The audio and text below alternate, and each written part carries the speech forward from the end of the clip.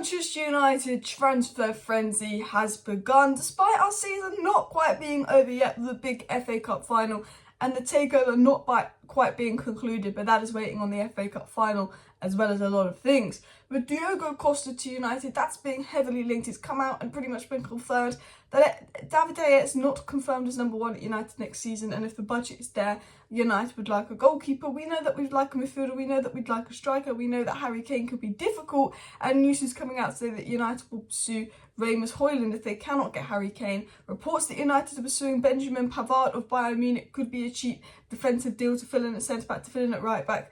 That could be one of those deals that United do. And also United looking at Chelsea target Ugarte as well as being reported today. Now, I'll be honest, I think the Ugarte rumours and the Ugarte links that United are going to swoop in for him is probably agent talk, because he's kind of close to getting moved to the Premier League, and sometimes to push the move along or push Chelsea to bid or push this or push that to happen, you kind of link a player to United. But we will get into that story as well as other news.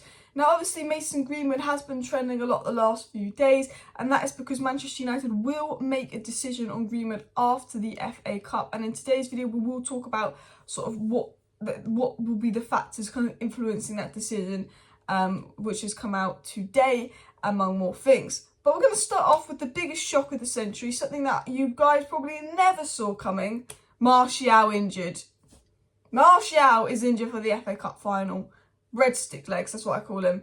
I feel for him. He was holding his hamstring in Ten Hag's speech.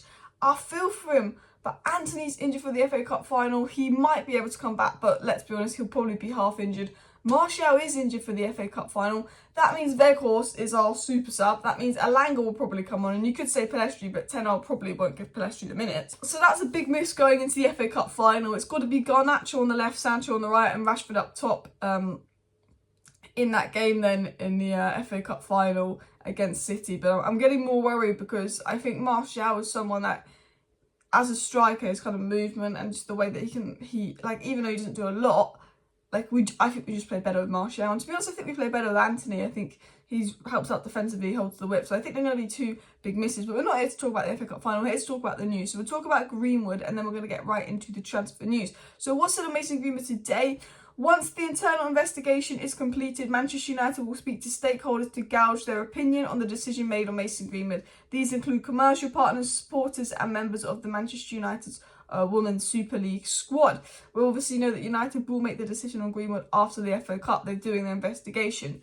Now, I'll be honest, Greenwood is back with Harriet. Greenwood's having a kid with partner Harriet. She's forgiven him. United have thought about potentially bringing him back because he was such a great talent. He wasn't found guilty. He's back with Harriet. They can use like the PR of him having a baby, get him to do an interview, etc, etc. There's a possibility Mason Greenwood returns. He's been at the club a long time. He wasn't found guilty. But the thing is, unlike other cases, if the voice notes and audio notes and whatever they're called were not leaked, I'm sure United would have let Greenwood back. But it's the fact that the audio recordings were all leaked, the pictures were all leaked, which means United know that if they let Greenwood back, there's going to be an outrage, because United will also speak to Ten Hag and the players about how they feel.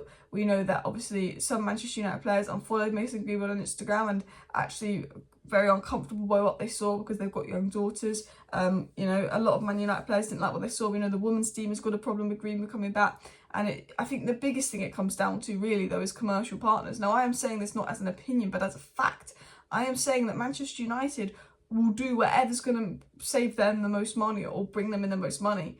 You know, if they get rid of Greenwood on a free, they lose a lot of money on one of the most talented academy stars ever. If they terminate his contract, they lose loads of money on him, and he goes to a rival and makes them better, you know. But if he stays, is the commercial partners going to drop out? Are we going to lose broadcast and commercial and, well, not broadcast, but are we going to lose commercial money? You know, I think at the end of the day, the decision will come down to money, because that's what United think about. But there will be a decision after the FA Cup final. And I was just sort of saying what we do know. There's going to be a decision. They will talk to the players. They will talk about this, but I think it will come down to money. And that will be John Murtough and Richard Arnold's decision to make, among with other things. So let's talk about the Manchester United transfer news. What's happening in the transfer front? Well, we were linked to Rasmus Hojlund today. Now, this came out from Sports PO. So I would say take this with a pinch of salt. This hasn't come out from the most credible sources. This is probably a tier 3 source, you know, like The Sun.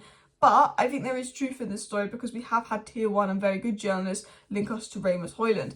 It was said Manchester United are now ready to move for Rasmus Hojlund if they can't sign Harry Kane. Hojlund has wowed United scouts throughout the season. So he's saying if we don't sign Kane, we're ready to make a move for Hojlund. Now, I do think if we don't get Kane, we will be linked heavily with Hojlund and Gonzalo Ramos. I think they are the two we're looking at. It was said by him as well, Harry Kane is not going to play in Europe. He will stay at Tottenham if he can't get a move to Manchester United. Kane is also open to running down his contract to move to United. So he's also saying, look, Harry Kane does not want to go to Europe. He wants to stay in the Premier League, and Man United is the club he wants to go to. Again, take it with a pinch of salt sauce, but they're saying Kane wants United. Kane will want to have that move to United. If he doesn't, he will run down his contract and join United on a 3 next summer. Now, we know that Kane probably wants to stay in England, won't go to a London club, won't go to a direct rival. Manchester City have got Haaland and Alvarez. It seems that Harry Kane wants Manchester United, and, you know, with Tottenham not being in Europe and us being in the Champions League, if he's got any ambition, I could see Kane pushing for a United move, and if Kane does push for a United move, I do think there's a strong possibility it can happen. Talking of that as well, he also said that Manchester United will offload Anthony Martial for the right price. He said, look, if this is the same source saying, and I think United are looking to sell Martial. Man United like Martial, Ten Hag likes Martial, but he's unreliable. They're fed up with his injuries. If, you know, the right price comes in, they are open to selling Martial. They know they won't get a lot of money because of his injury record and all of that, but Martial could be a player on the way out for United. Now, let's talk about potential midfield signings coming in. So Manchester United are obviously actively pursuing Mason Mount. Fabrizio Romano has confirmed United are working hard behind the scenes to get a Mount deal done. Ornstein confirmed that Mason Mount's preferred option is United, and many reliable and credible reports are going, yeah, Mason Mount to United. This looks like it could be happening. Now, I'm not saying it's going to happen because a lot of people told us Lyon was going to happen. It didn't happen. But I think Mason Mount, out of all the transfers right now, is the one I would put my money on happening. I think there is a lot of stuff ongoing, and it was said that Ten Hag wants to sign in quick, and United are determined to make that Mason Mount, who obviously clearly wants to move. And I've always said this about Mason Mount. I think he's a good player. A lot of players, people aren't happy with this signing, and I agree there are better options out there. He doesn't solve our issues in terms of ball retention, doesn't give Casemiro that defensive help, and I think Mount, Bruno and Casemiro will get caught out massively in big games. But I've always said with Mason Mount, if United sign Mason Mount and then a good defensive-minded midfielder on top of Mason Mount, then that's good. But I've always said I think Mason Mount is a good player. He's won the Player of the Season award two years in a row at Chelsea. He's an improvement on Fred, he's an improvement on Eriksen. But he's not that player that I go, yeah, he makes United title challenges. He transforms this midfield because his midfield has lacked control. But if Man United sign Mason Mount and Ugarte, or Mason Mount and Declan Rice, or Mason Mount and Moises Caicedo, another midfielder, even Lavia, who probably isn't quite ready, but if Man United can sign a defensive-minded midfielder or a midfielder with good ball retention on top of Mason Mount, then I think it's a good signing. And we have been linked to Chelsea target and PSG target, and who was actually a Spurs target, I think he's going to Chelsea now, Ugarte. It was said Manchester United have entered the race to sign Ugarte. Now this, in my opinion, I think is agent talk. Most classic thing, he's going to get a move to the Premier League. He wants the move to hurry up. Let's say United have entered the race. I don't think we'll do anything for Ugarte. We'll see what other news comes out. But I think when Chelsea about to sign Enzo Fernandez, it was said that United are going to sign Enzo Fernandez. United's name is very heavily used by agents to force a move, by media to get clicks. I don't think we're actually pursuing anything regarding Ugarte. But a player I wouldn't be shocked if we're pursuing something, and another player we've been linked to is Benjamin Pavard.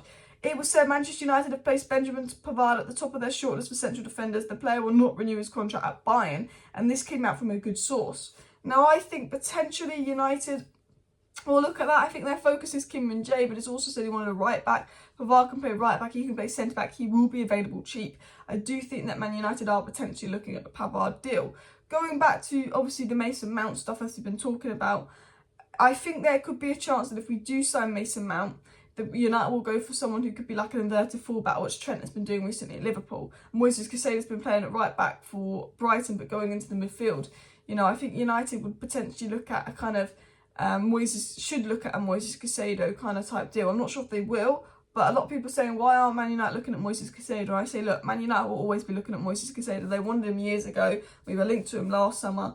I just think we're focused on Mason Mount now. but it was said that United want 2 midfielders, and hopefully we do sign 2 midfielders. It was also said that Manchester United want a goalkeeper, and David De Gea has not been guaranteed a starting position at Manchester United next season, and that Diogo Costa dreams of a move to the Premier League, with Manchester United in particular, say sources. Now, I will say this on the Diogo Costa deal, and you know, United and Ten Hag, they want him. They want him. They've scouted him. They've looked at him for a while. Reliable sources have corroborated that. But I know that Ten Hag has realised that striker and midfield is the number 1 and number 2 priority. And I think United signing a goalkeeper, especially Diogo Costa, is going to cost 60 million. Depends on the money we raise through sales. Now, it was said today by a reliable report that the money that we get from Dean Henderson, which should be about 30 to 35 million pounds, will go towards buying a new goalkeeper. But I think it will depend on the money raised through sales and how much we spend and what the budget is and the new owners are. I think we'll have a big striker. I think we'll have a big midfielder. I think we'll sign a defensive player, Kim Min-jae, Pavard, Timber.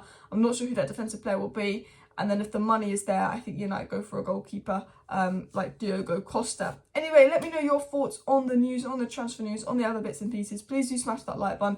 Of course, subscribe down below. Thank you for watching today's video. We'll be back live later. See you then. Bye.